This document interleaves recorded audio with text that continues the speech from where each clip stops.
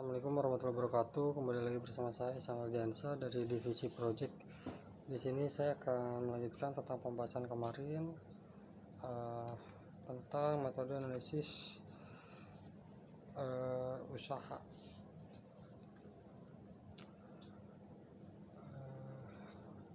Lanjutkan tentang menentukan strategi pemasaran. Melakukan analisis peluang usaha dapat membantu untuk membuat strategi pemasaran yang tepat dan sesuai dengan target pasar. Dalam membuat strategi pemasaran, dapat menerapkan prinsip SMART: specific, measurable, actionable, relevant, and time-bound. Penjelasannya seperti yang pertama, spesifik. Target pemasaran harus ditetapkan secara jelas dan spesifik dalam satu tujuan. Lalu measurable, target dapat diukur dengan parameter tertentu. Lalu actionable atau achievable, target yang ada harus bersifat realistis dan memungkinkan untuk dilakukan oleh sumber daya yang ada.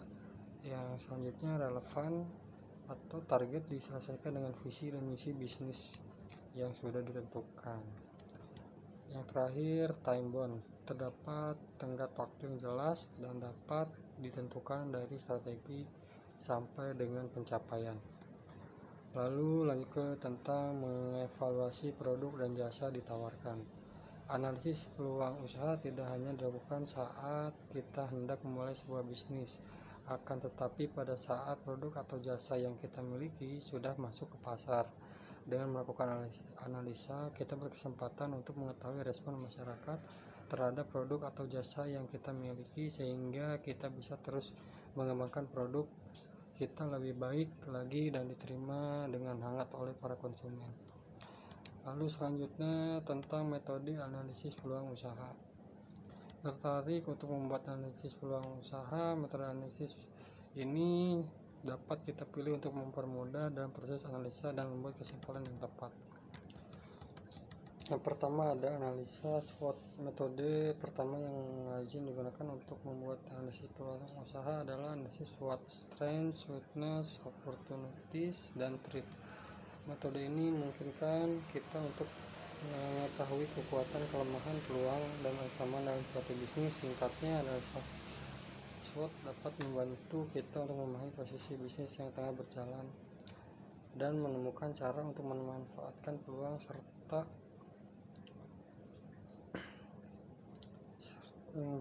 mengatasi ancaman.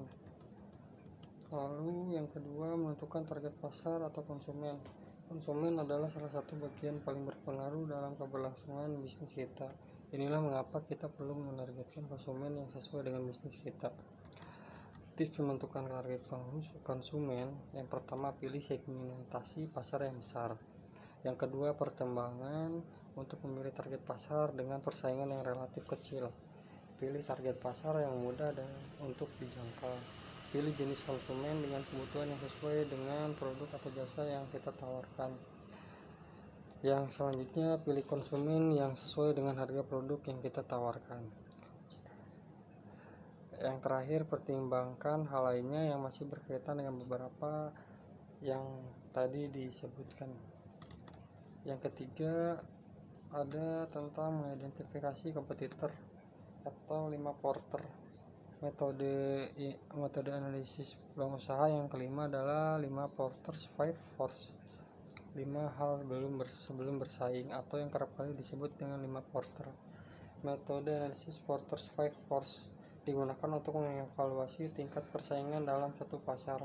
Analisis ini melihat 5 faktor utama yang mempengaruhi persaingan di pasar, yakni ancaman pendatang baru, threat of new entrants, yang lalu ancaman produk atau jasa pengganti, threat of substitutes, lalu ketiga kekuatan tawar-menawar pembeli atau bargaining power of buyers, lalu kekuatan tawar-menawar pemasok, bargaining power of the suppliers, dan yang terakhir persaingan dalam industri sejenis, rivalry of competitors. Yang keempat, yang selanjutnya analisis strategi pemasaran dengan 4P. Analisis strategi pemasaran 4P adalah sebuah metode yang sering kali digunakan untuk merancang dan mengimplementasikan strategi pemasaran yang efektif. konsep 4P terdiri dari empat elemen dasar pemasaran seperti yang diuraikan. Yang pertama ada produk, yang kedua ada harga atau price, yang ketiga promosi, yang keempat ada place. Mungkin cukup untuk pembahasan kali ini, lanjut di part selanjutnya karena sudah ini juga sih ya. Wassalamualaikum warahmatullahi wabarakatuh.